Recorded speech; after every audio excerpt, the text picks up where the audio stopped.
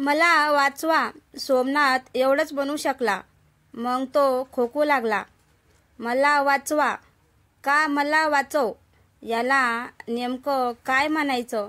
सोमनाथाची खोकल्याची उबळ कमी झाली. त्याच्या आईने त्याला पाणी दिले. तो खोकत कसतरी पाणी पिऊ लागला.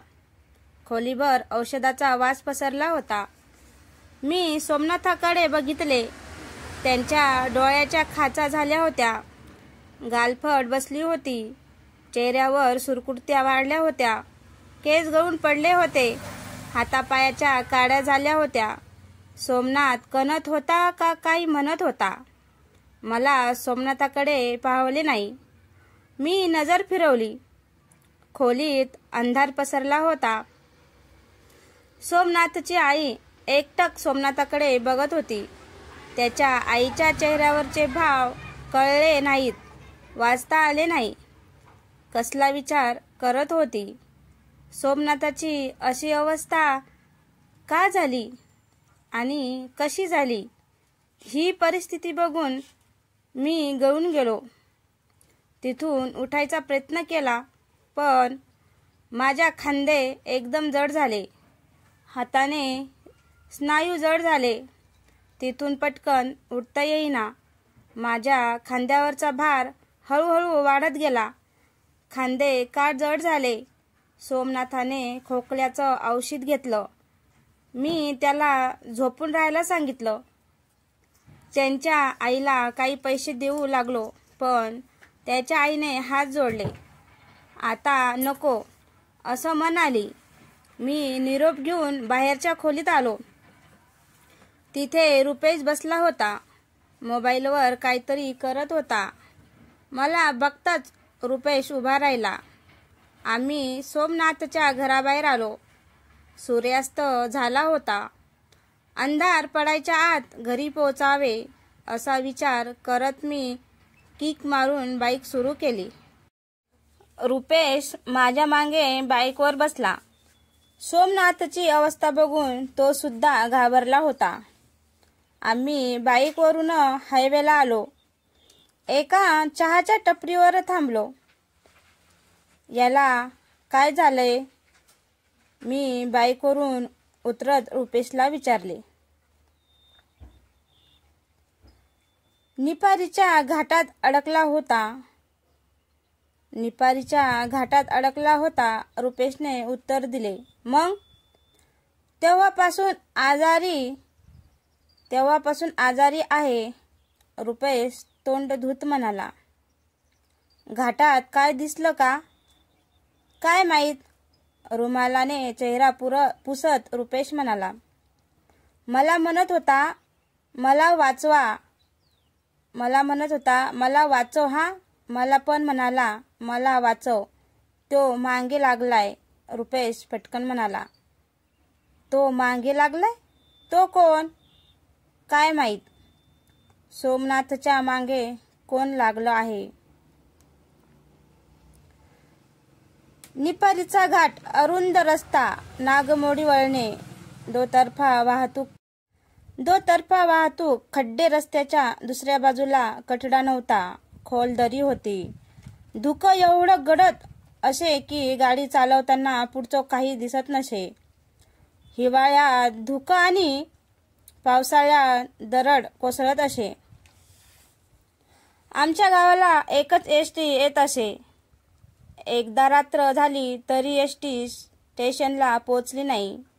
म्हणून शोधाशोध सुरू झाली. तरी एसटी काही मिळेना. एक अख्खी एसटी गायब कशी काय झाली? शोधाशोध सुरू झाली.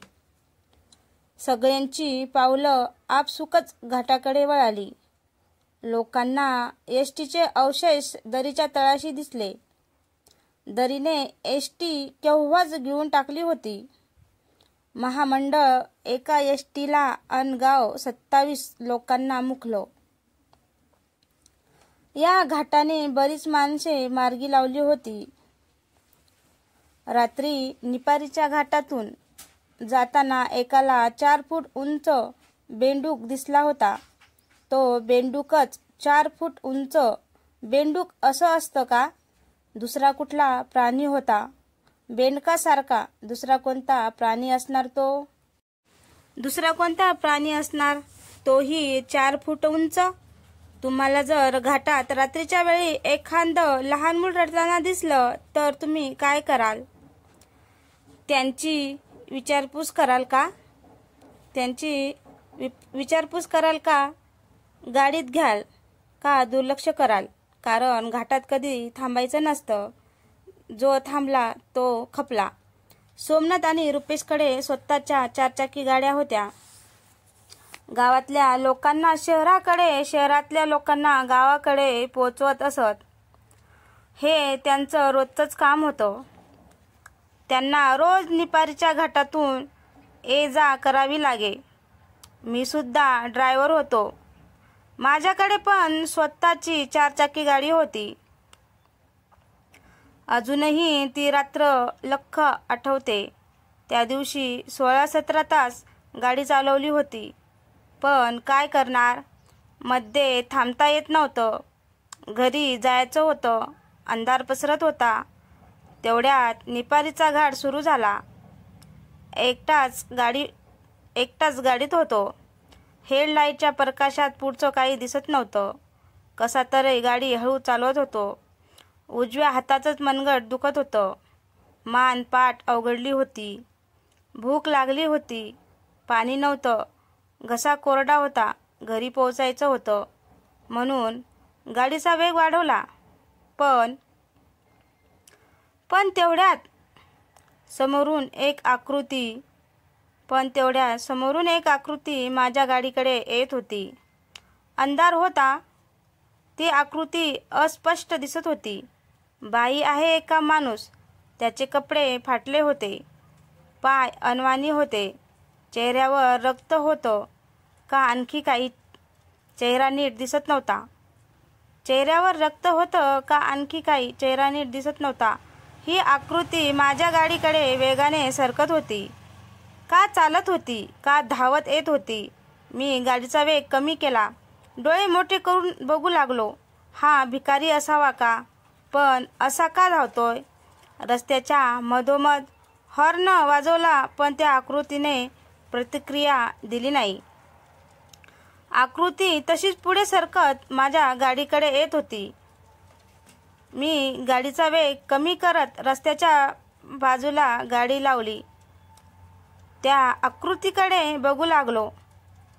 ती आकृती तशीच पुढे धावत येत होती का?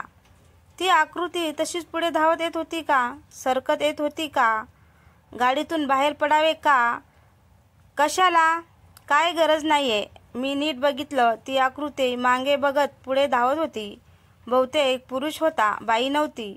हा मागे वळून का पळतोय? याच्या मागे कोण लागलंय का? आकृती गाडीजवळ आली तसं स्पष्ट दिसलं. ती आकृती मागे बघत नव्हती तर तिची मानच तशी होती. मान सरळ नव्हती. डाव्या बाजूला कलंडली होती. वाकडी झाली होती. डोक्याचा मागचा भाग, केस दिसत होते. चेहरा दिसतच नव्हता. त्यामुळे ती आकृती मागे बघत आहे असं वाटलं.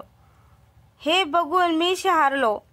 हात कापू लागले. स्नायू जखडले. पोटात गोळा आला. घाम फुटला. छातीतली धडधड वाढली. डोळे मिटून घेतले. देवाचा धावा केला. तेवढ्यात मोठा आवाज झाला. माझं डोकं स्टेअरिंगवर आपटलं. कमरेतून सनक थेट मेंदूत गेली. मेंदू बधीर झाला. झिणझिण्या आल्या. काही कळायच्या आत सगळं धुसर झालं. गुंगी आली. माझ्या गाडीला दुसऱ्या गाडीने मागच्या बाजूने धडक दिली होती. माझ्या गाडीला दुसऱ्या गाडीने मागच्या बाजूने धडक दिली होती. या अपघातामुळे माझा मणका हल्लाला. मानेला फ्रॅक्चर झालं. त्यामुळे 2 महिने बेडवरच होतो. माझी अवस्था बघून रेश्मा खचली. रेश्माने मला गाडी विकायला लावली. तिच्या डोक्यावर हात ठेवून स्टेअरिंगला हात लावणार नाही असं वचन मागितलं. बायकोचं ऐकलं. गाडी विकली. बाईक घेतली. गावातल्या साखर कारखान्यात नोकरी करू लागलो. तो वाकड्या मानेचा माणूस कोण होता? माझा भास होता का? का ते भूत होतं का? का आणखी काही? त्याच्यासोबत काय झालं असेल? असं घाटात का पळत होता? बराच विचार केला, पण उत्तर कधी मिळालं नाही. मी रुपेशला त्यांच्या घरी सोडलं. मी माझ्या घरी परत आलो. रात्र झाली होती. घरी कोणी नव्हतं, कारण रेश्मा माहेरी गेली होती. रेश्माला फोन केला. वरण भातासाठी कुकर लावला. तिला सोमनाथाबद्दल सांगितलं. त्याला बाधा झाली असेल असं रेश्मा म्हणाली. कसली बाधा? कशामुळे होणार? रेश्मा तिच्या माहेरी बोलत होती. मला पण जायचं होतं, पण रेश्माच्या घरी जायचं म्हणजे निपारीच्या घाटातून जावं लागणार, म्हणून तो विषय टाळून तिला गुड नाईट करून झोपी गेलो. रात्री झोप तर येत नव्हती. बाहेर पाऊस सुरू होता. घराच्या छतातून हलकेच पाणी गळू लागलं. हवेतील गारवा वाढला. गारवा वाढला तशी मान दुखू लागली. मी हातानेच मान हलके दाबू लागलो. माझ्या शेजारी पडलेला मोबाईल हातात घेणार तेवढ्यात माझे खांदे जड झाले, भरून आले, दुखू लागले. मान सुद्धा हलवता येईना. कुशी बदलता येत नव्हती. खांदे सुद्धा जड झाले होते. हे खांदे का जड झाले? आधी तर असं होत नव्हतं. हे काय होतंय आणि कशामुळे होतंय? मी तसाच पडून राहिलो. मी एकटक घराच्या बंद दरवाजाकडे बघत होतो. तेवढ्यात काहीतरी आवाज ऐकू लागला. हा कसला आवाज? कुठून येत आहे? दारातून कोणी दार वाजवत आहे का? मी कणत कसा तरी बिछाण्यातून उठलो. खांदे लय जड झाले होते. कसा तरी चालत दारापाशी गेलो. हळू दाराची कडी बाजूला केली. हलके दार उघडलं. दाराच्या फटीतून बाहेर बघितलं. बाहेर कोणी नव्हतं. संत पाऊस पडत होता.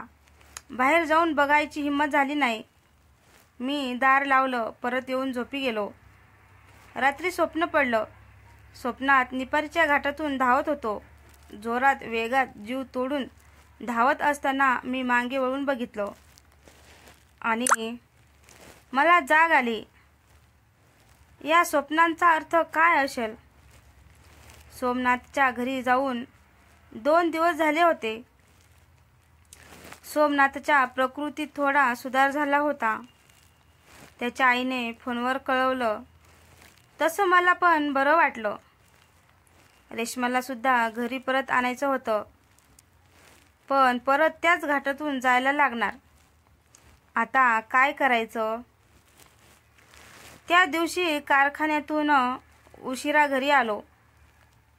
दमलो होतो म्हणून लगेच झोपलो.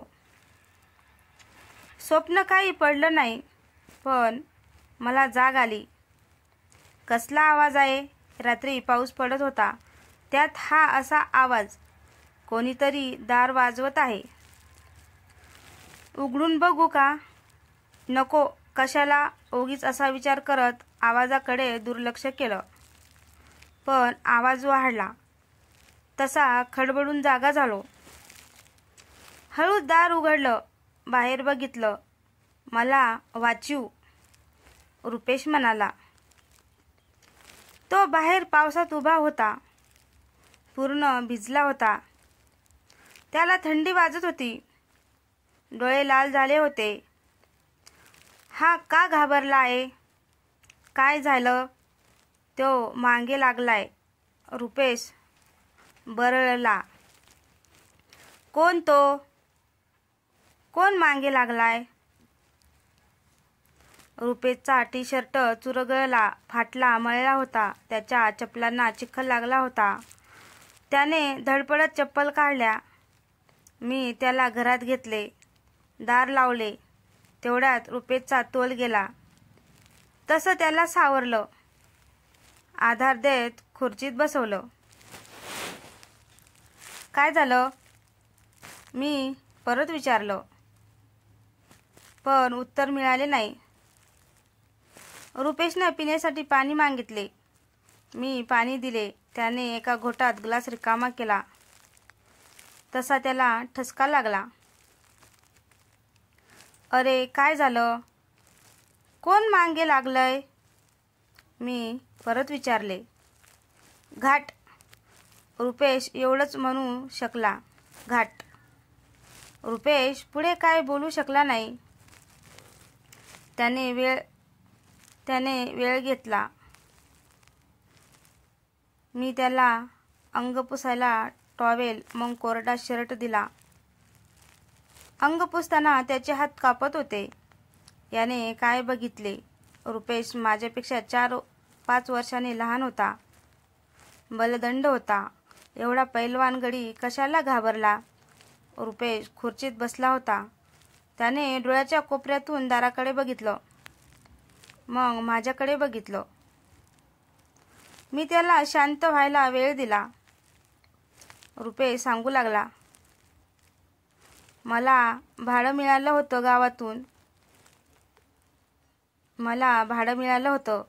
गावातून. मी विचारले नाही स्टेशनवरून. मग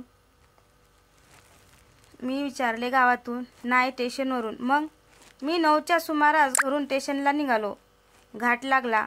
रुपेश दोन्ही तळहात एकमेकावर घासत म्हणाला. त्याला थंडी वाजत होती. मी त्याला पटकन चादर दिली. त्याने लहान मुलासारखी चादर पांघरून घेतली. मी उठलो. गॅस सुरू केला. त्यावर तवा तपायला ठेवून रुपेशला विचारलं, घाटात काय? तिथं एकाने थांबवलं, रुपेश म्हणाला. तसा मी त्यांच्यासमोर येऊन थांबलो. कोणी? माहीत नाही. गावातला नव्हता. मग? तो म्हणाला, स्टेशनपर्यंत सोडा. 200 रुपये देतो. तू त्याला गाडीत घेतलं? मी पटकन विचारले. हा एकटाच होता. त्याच्याकडे एक बॅग पण होती. रुपेश म्हणाला. बॅग? कसली बॅग? चौकोनी बॅग, सुटकेस. हा. तो बॅग घेऊन मांग बसला. फोनवर सारखा बोलत होता, रुपेश म्हणाला.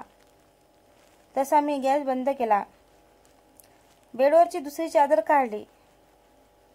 तव्याभोवती गुंडाळली. रुपेशला तवा दिला. रुपेश तव्यावर हात ठेवून शेकू लागला. पुढे सांगू लागला. तो फोनवर कोणासंग तरी बोलत होता. रडत बी होता. रडत होता? हा, रडत. सॉरी म्हणत होता. कोणाशी बोलत होता? सगळं नाही कळालं. कन्नड का काय बोलत होता. मराठी नव्हता. नाही, मराठी नव्हता. नाही. मग? कॉल कट झाला. तसा तो बिथरला. सारखा कॉल लावू लागला. असं म्हणून रुपेश त्या गरम तव्याने छाती शेकू लागला. कॉल लागला? नाही ना. मग त्याने मला माझा फोन मागितला. तू दिला? हा, काहीतरी मॅटर होतं. मी माझा फोन दिला. पण माझ्या फोनने कॉल लागला नाही. मग त्यांनी पाणी मागितलं. मी दिलं. तर पाणी पितानाच एवढं म्हणून रुपेश थांबलं. त्याने परत घराच्या बंद दरवाजाकडे बघितलं. काय झालं? पाणी पितानाच तो छाती चोळायला लागला.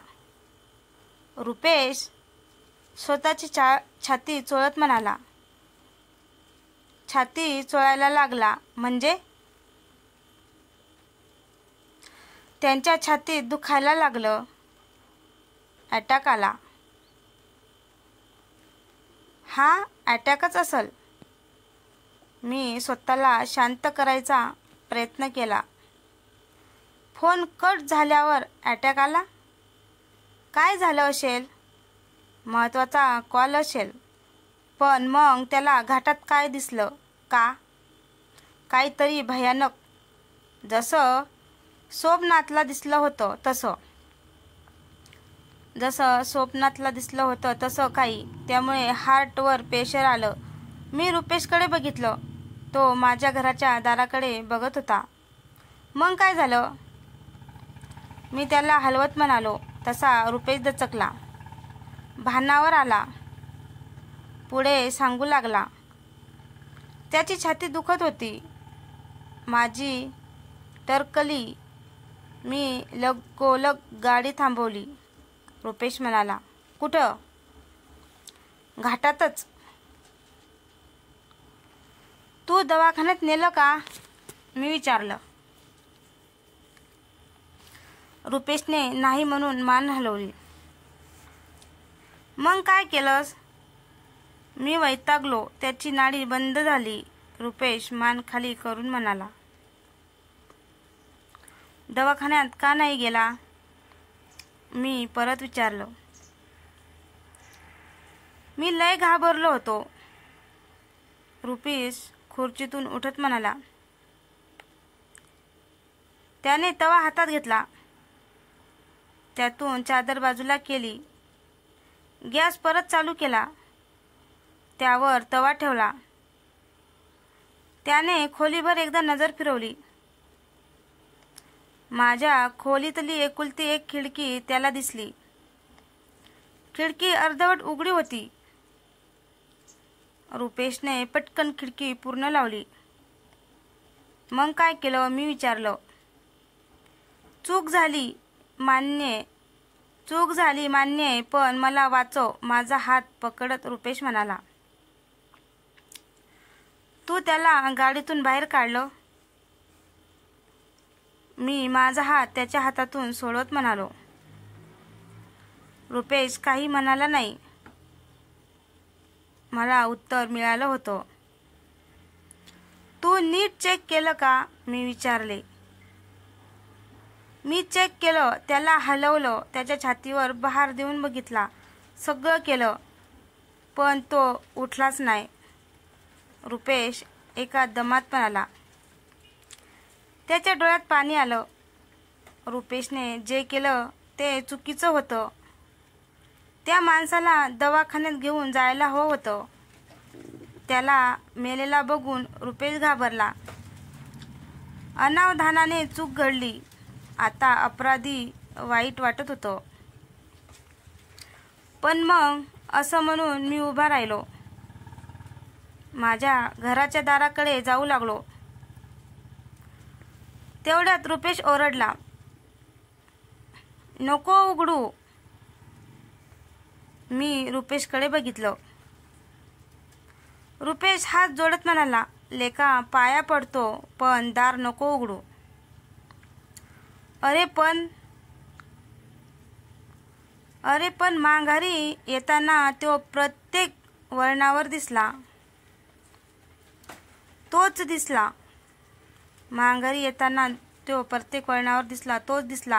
हा तो मागे लागलाय. रुपेश कापऱ्या आवाजात म्हणाला. मी जागच्या जागी थपकलो. सोमनाथ सुद्धा असं म्हणत होता. मला वाचव, तो मागे लागलाय. म्हणजे सोमनाथची अवस्था झाली तशीच रुपेशची होईल. सोमनाथ बरोबर असंच झालं असणार. याचं अपराधीपणाची भावना सोमनाथमध्ये रुतत गेली. त्यामुळे तो आजारी पडला. म्हणजे तो अटॅक आलेला माणूस सोमनाथच्या गाडीत सुद्धा होता. तो भूत आहे. मी रुपेशकडे बघितले. तो मोठ्या आशेने माझ्याकडे बघत होता. रुपेशने मोठी चूक केली होती. पण त्यासाठी एवढी मोठी शिक्षा? मी मोबाईल काढून बघितला. रेश्माचे काही मिस यूचे मेसेज आले होते. रेश्माची आठवण येत होती. तिच्याकडे जायचं होतं, पण त्याआधी या प्रकरणाचा सोक्षमोक्ष लावायला हवा. मी पटकन दार उघडले. रुपेश दार बंद करायची विनवणी करत होता. बाहेर मुसळधार पाऊस कोसळत होता. विजा चमकत होत्या. पावसाला कसला सूड घ्यायचा आहे. रुपेशची पांढऱ्या रंगाची चारचाकी गाडी पावसात भिजत होती. मी गाडीकडे नीट बघितले. गाडीच्या मागच्या सीटवर कोणी होतं का? मी थिजलो. काय करावे ते कळेना. घराचा दरवाजा पटकन बंद केला. मागे फिरलो. रुपेश अवघड दारापाशी बसला. मी घरातून छत्री शोधून काढली. दाराजवळ गेलो तसं एकदम आठवलं. छत्री रुपेशला दिली. मागे फिरलो. एक हातोडा शोधून काढला. तो हातोडा बघून रुपेशने माझ्याकडे बघितले. मी मनातल्या मनात म्हणालो, घाबरायचं नाही. आता कोणी आडवा आला की त्याला आडवा करायचा. बाहेर आलो. जो समोर येईल त्याच्या टाळक्यात हातोडा घालायचा असा विचार करून मी हातोडा घट्ट पकडला. गाडीकडे बघत पुढे जाऊ लागलो. पावसाचा जोर वाढला. खाली चिखल झाला होता. मी तसंच अनवाणी पायाने गाडीकडे जात होतो. मागून रुपेश येत होता. गाडीजवळ पोहोचलो. गाडीत डोकावून बघितलं. आत तसं कोणी नव्हतं. रुपेशने गाडीचा मागचा दरवाजा उघडला. तसा कुबट वास नाकात शिरला. पण हा वास कुबट होता का लाकूड जळाल्यावर येतो तसा वास होता. मी गाडीचं मागचं सीट नीट बघितलं. तिथे काही नव्हतं. सीट खाली एक करड्या रंगाची सुटकेस पडली होती. मी पटकन सुटकेस उचलली. मी रुपेशकडे बघितले. तो सुटकेसकडे बघत होता. मी एका हातात सुटकेस आणि दुसऱ्या हातात हातोडा घेऊन पळत घरात आलो. आम्ही घरात आलो. दार लावून घेतलं. ही सुटकेस जड भारीतली होती. सुटकेसला नंबर लॉक होतं. मी काहीतरी नंबर फिरून सुटकेस उघडायचा प्रयत्न केला. सुटकेस उघडली नाही. तसं रुपेशने माझ्या हातातून हातोडा घेतला. सुटकेस जमिनीवर खाली ठेवली. तो सुटकेशीवर हातोडा मारणार तेवढ्यात मी त्याला थांबवत म्हणालो. तो सुटकेसवर हातोडा मारणार तेवढ्यात मी त्याला थांबवत म्हणालो, काय करतोय? रुपेश गोंधळला. मी त्याच्या हातातून हातोडा काढून घेत म्हणालो, जर पोलीस आले, त्यांना ही उघडलेली सुटकेस मिळाली तर? पोलीस कसे येतील? रुपेशने विचारले. उद्या सकाळी ती डेड बॉडी कोणाला तरी दिसेल. पोलिसांना खबर मिळेल. शोध सुरू होईल. ते तुझ्यापर्यंत पोहोचू शकतात. कशाला उगीच रिस्क घ्यायची? मी रुपेशला समजावले. रुपेश मटकन खाली बसला. डोक्याला हात लावून विचार करू लागला. सुटकेस उघडून बघणं धोक्याचं होतं. या सुटकेसमध्ये काय असेल? पैसे, सोनं का आणखी काही? तो माणूस कन्नड बोलत होता. फोनवर कोणाला तरी विनवणी सुद्धा करत होता. सॉरी म्हणत होता. फोनवर असं काही बोलणं झालं की त्याच्या जिव्हारी लागलं. त्याला अटॅक आला. ही सुटकेस महत्वाची असू शकते. कदाचित त्या माणसाला ही सुटकेस कोणाला तरी द्यायची असेल. ही सुटकेस परत जाऊन डेड बॉडीजवळ ठेवायला हवी. मी सुटकेस हातात घेत म्हणालो. कशाला? रुपेश चरफडला. हे बघ, आधी त्याच्या घरातले, मग पोलीस त्याला शोधणार. सुटकेसला शोधणार. आपल्या गावात चौकशी होणार. मी परत एकदा रुपेशला समजावले. तो बधीर झाला होता. त्याला लवकरात लवकर या सगळ्यातून बाहेर यायचं होतं. मलाही तेच हवं होतं. रुपेशला घाटात जायचं नव्हते. त्याला भीती वाटत होती. ती डेड बॉडी अजून घाटातच असणार. जर डेड बॉडी सापडली तर सुटकेस त्यांच्या शेजारी गुपचूप ठेवून द्यावी, म्हणजे कोणाला काही संशय येणार नाही. जर डेड बॉडी मिळाली नाही तर ही सुटकेस कुठेतरी घाटात फेकून द्यावी. अरे हो, सुटकेसवरचे फिंगरप्रिंट पुसायला हवेत. मी रुपेशला धीर दिला. सगळं काही ठीक होईल असं सांगितलं. पण पुढे काय होणार? हा मॅटर सॉल्व्ह झाला की रेश्माच्या घरी जावं, तिला सरप्राईज द्यावं असा विचार करत आम्ही घराच्या बाहेर आलो. घराला कुलूप लावलं. पाऊस कमी झाला नव्हता. आम्ही परत भिजलो. तसेच ओल्या कपड्याने रुपेशच्या गाडीत बसलो. रुपेश नीट गाडी चालवेल ना? रुपेश नीट गाडी चालवेल ना? एवढ्या पावसात गाडी मला चालवता आली नसती. सवय राहिली नव्हती. रुपेशने गाडी सुरू केली. मी रुपेशच्या बाजूच्या सीटवर बसलो. सुटकेस मांडीवर ठेवली. उजव्या हातात हातोडा होताच रुपेशकडे रोखून बघत म्हणालो, सावकाश. तशी रुपेशने मान डोलावली. तो काही न बोलता गाडी चालवू लागला. डोक्यातले विचार भुंग्यासारखे सतावत होते. मी त्या सुटकेसकडे बघत विचार करू लागलो. यात काय असेल? काहीतरी महत्वाचे. म्हणजे पैसेच असतील. किती असतील? कुठल्या नोटा आहेत त्यावर ठरणार. किती नोटा आहेत त्यावर ठरणार. सुटकेस तर जड होती. एवढी कॅश म्हणजे हा 2 नंबरचा घरात लपवून ठेवलेला काळा पैसा असणार.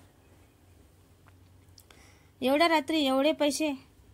काहीतरी विकत घ्यायला नाही, मग हे पैसे कोणाला तरी द्यायचे असतील. एखाद्याला एवढे पैसे अशा वेळी द्यायचे मदत म्हणून शक्यच नाही. रात्रीचा तो माणूस एवढे पैसे घेऊन अशा निर्जन जागी, ते पण घाटात का आला असेल? अशा वेळी पावसात निपारीच्या घाटात कोणी का स्वतःहून येईल? काय गरज आहे? पण कशावरून तो स्वतःहून आला असेल?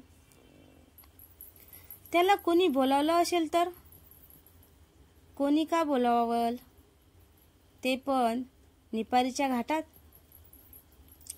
कोणीतरी जबरदस्तीने बोलावलं असेल. हो, म्हणूनच तो आला असेल. जबरदस्तीने म्हणजे त्याला कोणी ब्लॅकमेल करत होतं. बहुतेक तो माणूस फोनवर ब्लॅकमेलशी बोलत असणार.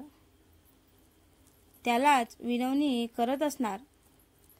म्हणजे ब्लॅकमेलचे त्याला पैसे घेऊन घाटात बोलावलं. म्हणूनच तो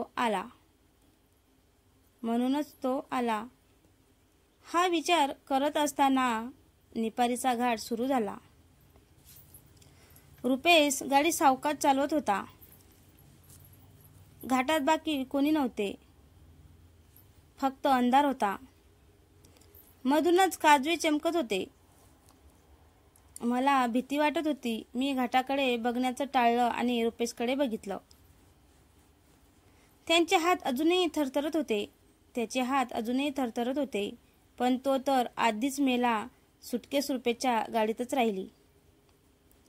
ब्लॅकमेलला पैसे मिळाले नाहीत म्हणजे ब्लॅकमेल त्याला आणि सुटकेसला शोधत असणार.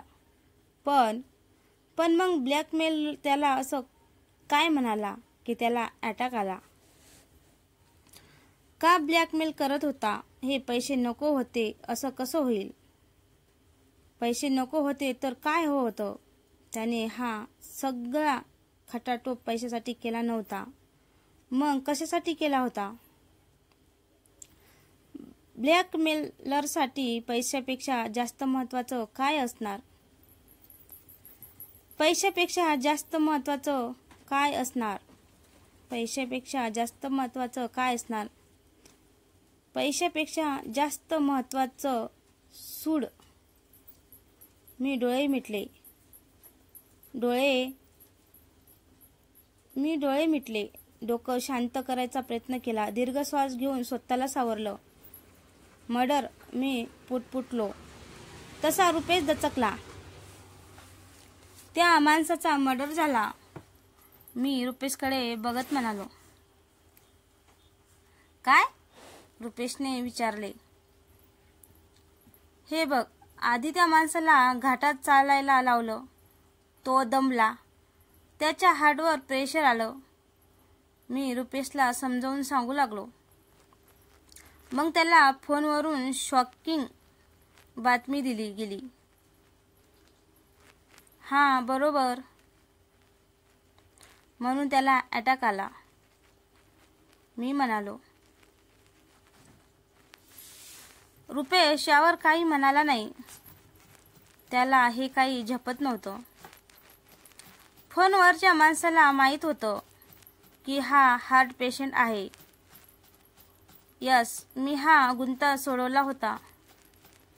तसं म्हणायला गेलं तर रुपेशचा यात काही दोष नव्हता, पण नकळत रुपेश या खुनाचा भाग झाला होता.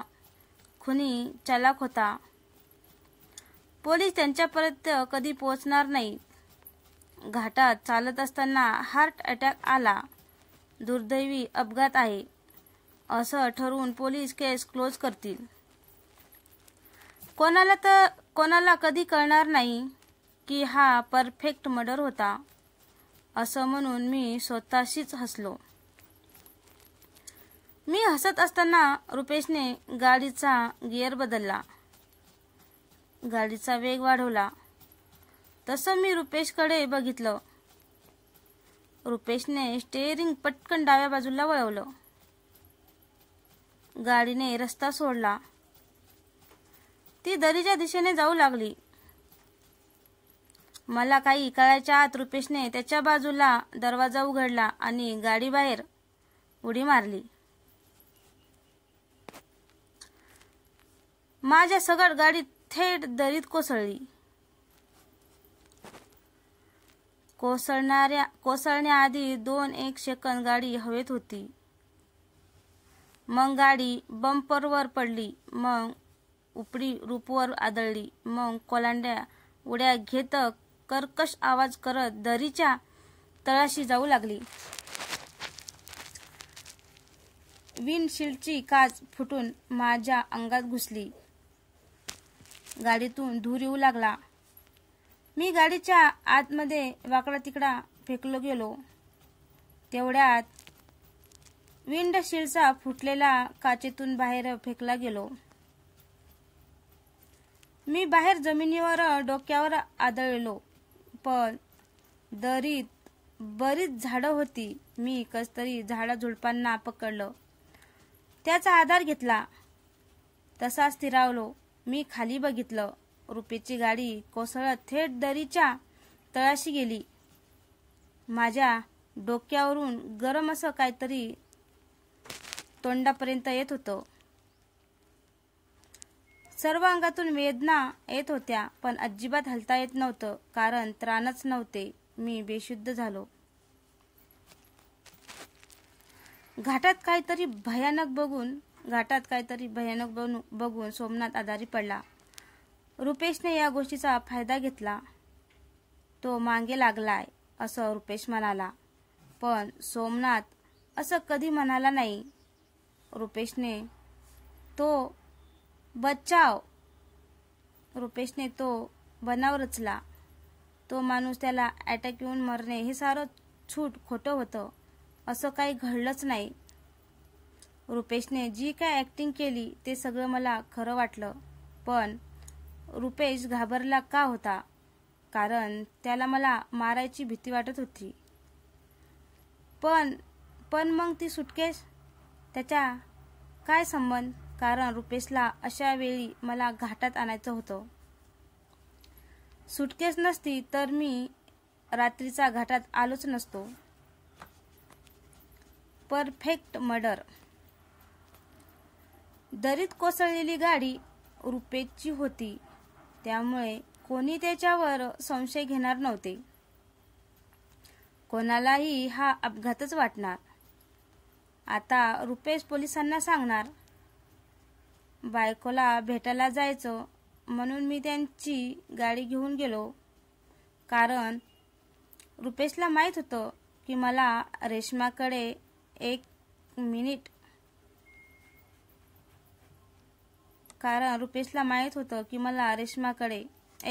रेश्मा रुपेशचं कुठं एवढं डोकं चालणार म्हणून रेश्मा एवढे सारे मिस यूचे मेसेज करत होती. मला तिच्या घरी बोलत होती. तिला सुद्धा हवं होतं की आज मी घाटात यावं. या दोघांनी जाळ विणलं. मी त्या जाळ्यात अलगद अडकलो. मी डोळे उघडले तशा वेदना सुरू झाल्या. पण मला मरायचं नव्हतं.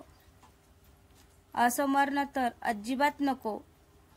मी कसा तरी धडपडत हळूहळू झाडांचा आधार घेऊन रांगत होतो. वर चढत होतो. पाऊस थांबला होता. चिखल झाला होता, त्यामुळे घसरून खाली पडत होतो. परत रांगत होतो. पुढे सरकत होतो.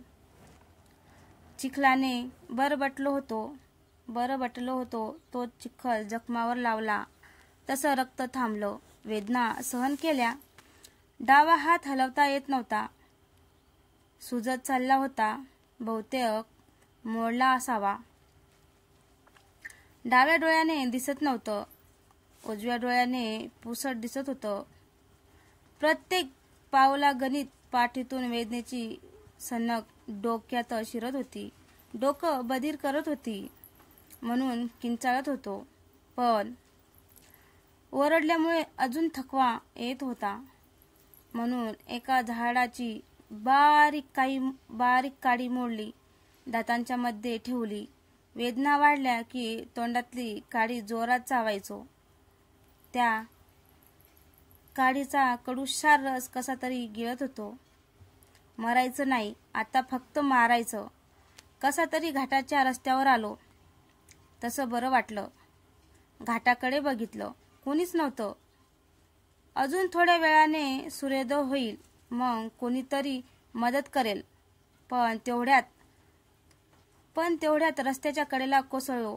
तसाच पडून राहिलो. काही वेळाने उठावं लागलं, कारण परत पाऊस सुरू झाला. स्वतःला सावरत उभा राहिलो. काही करून मला या घाटातून बाहेर पडायचं होतं. मी कुठे जाऊ? आधी सूड घेऊ का दवाखान्यात जाऊ? दवाखान्यात जायला हवं म्हणून मी भरपूर चालू लागलो. माझ्या एकाच पायात चप्पल होती, ती काढून फेकून दिली. मी अनवाणी धावू लागलो जोरात. पण अचानक माझी मान डाव्या बाजूला कलंडली. सरळ होत नव्हती. मानेमधल्या हाडाला काय झालं? दुखत तर नव्हतं. उजव्या हाताने मान सरळ करायचा प्रयत्न केला, पण ती वाकडीच राहिली. एका बाजूला कलंडली होती. सरळ काही होत नव्हती. मी तसंच धावत राहिलो. धावताना लक्षात आलं की समोरून वेगात काहीतरी येत आहे. गाडी? ट्रक? पण मला दिसत कसं नाही? कारण वाकड्या मानेमुळे मला समोरचं दिसतच नव्हतं. मागचं दिसत होतं. माझी मान माझ्या लक्षात आलं. तसा मी धावायचा थांबलो. ती गाडी माझ्या बाजूने निघून गेली. माझ्या लक्षात आलं की मी हे सगळं आधी बघितलं आहे. हो, त्या दिवशी घाटात एका मान मोडलेल्या माणसाला धावताना बघितलं. तो माणूस मीच होतो. तेव्हा हा घाट मला माझं भविष्य दाखवत होता. पुढे होणाऱ्या संकटाची जाणीव करून देत होता. हे लक्षात येताच मी खाली कोसळलो. दमलो होतो. आता उठता येणार नाही. मी डोळे मिटून घेतले कायमचे. घाटाला आणखी एक बळी मिळाला होता. तर मित्रांनो, तुम्हाला ही कथा कशी वाटली? कथा आवडल्यास लाईक, कमेंट, शेअर करायला विसरू नका. तसंच आपल्या चॅनलवर कोणी नवीन असेल तर चॅनलला सबस्क्राईब करायला विसरू नका. भेटूया पुढच्या कथेत. तोपर्यंत धन्यवाद.